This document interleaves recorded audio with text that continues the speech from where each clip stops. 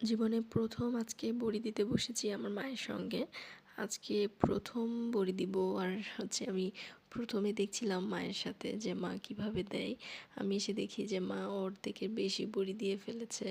আর এইখানে আমিও শিখছিলাম এই বড়িগুলো আগে ডাল বেটে তারপরে অনেক মাখানোর পরে এটা বানানো হয়। এইটা কালাইয়ের ডাল দিয়ে আর চাল কুমড়ার দিয়ে এটা বানানো, পাকা চাল কুমড়া। তো আমরা রাজশাহীর মানুষ এটা খুবই পছন্দ করি। আর এই বড়িটা আমরা নিজের হাতে বানিয়ে মাছের ঝোলের সাথে খেতে বেশি পছন্দ করি, বা বড়ি ভর্তা, বড়ি ভাজা অনেক ভালো লাগে খেতে।